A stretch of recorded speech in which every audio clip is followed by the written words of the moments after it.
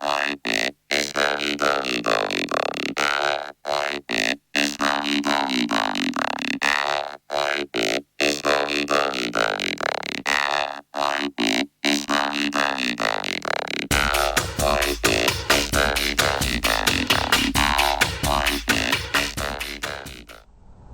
everybody, how's it going? It's Steph Davis here from flipthiswholesaler.net. Saturday night I have yet another edition of Saturday Night Reader Mail for you guys. Tonight's question comes from Giovanni. Giovanni writes, "Hey Steph, I have a question for you about submitting offers on REOs. I have several properties that I want to make offers on, but I don't know which contract I should use to make the offer. I have a purchase and sale agreement from one of the wholesaling courses that I own, but am not sure I can use it. Which contract do you use when you make your REO offers? Also, do you use the same contract when selling to the end buyer? Any light you can shed on this would be greatly appreciated. Have a great weekend, Giovanni." So Giovanni is ready to make some offers. He wants to know which contracts he should be using when he is submitting the offers to the bank, and then what contracts he used when selling to his end buyer. To answer his question about if he can use a contract from a wholesaling course that he has, the answer to that is no. When you're making offers on bank-owned properties, they will have a specific contract that you need to use. In Florida, it is the FAR, which is the Florida Association of Realtors, as-is contract. It's a 4-page contract, or 5-page now, actually. I used the old 4-page one.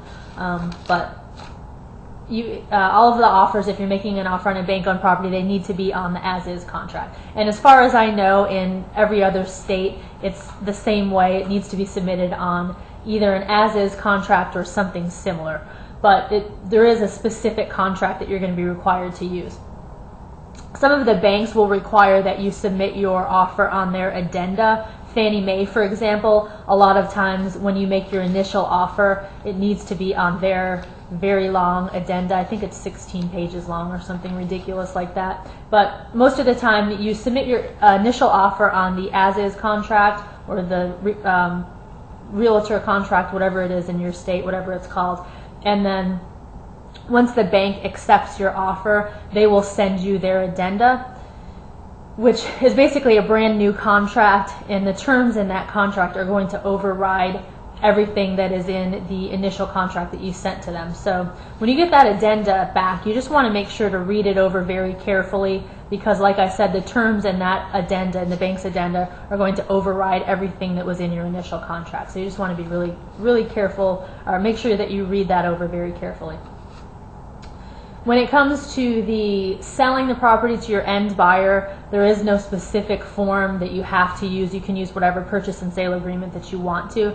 I choose to use the exact same contract, the FAR, Florida Association of Realtors, as-is contract. I do add a couple of my own clauses to that contract.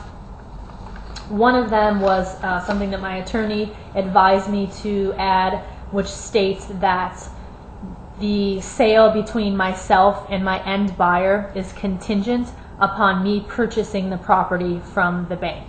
And this is something that's not going to come as a surprise to my end buyer, because I always tell them up front.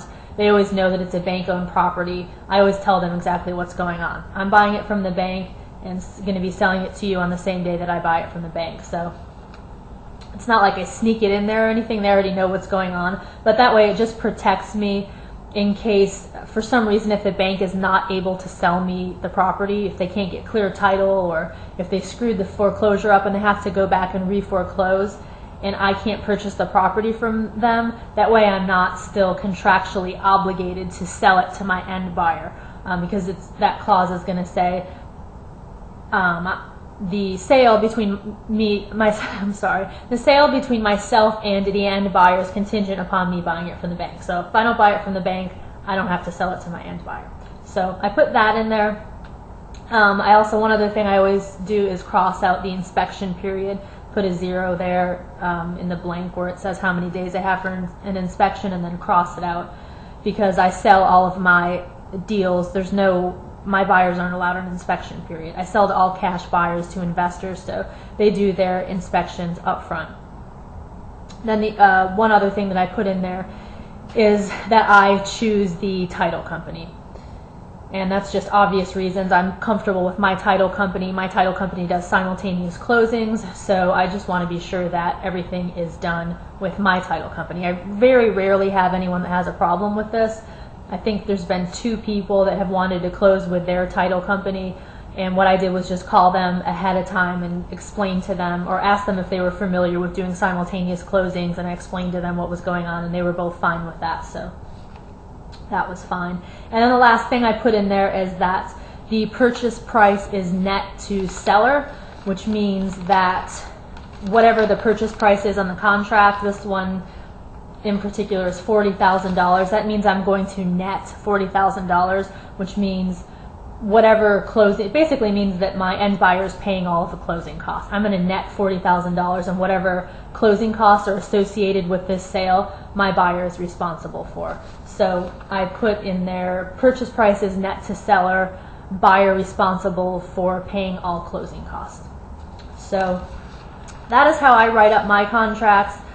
I'm sure you guys know I'm not an attorney. This is not legal advice that I'm giving you. I'm just explaining to you how I do it. Always a good idea to consult with your own attorney before you start writing up contracts. But Giovanni, I hope this answered your question. I hope this clarified things so you can get out there and start making offers on Monday. And anybody else, if I have left you with some unanswered questions, feel free to leave a comment, and I will be happy to answer you if I can, or if I know the answer is what I meant to say. Be happy to help you out. So anyway, hope you guys have a great weekend, and I will see you next time. Take care. Bye-bye.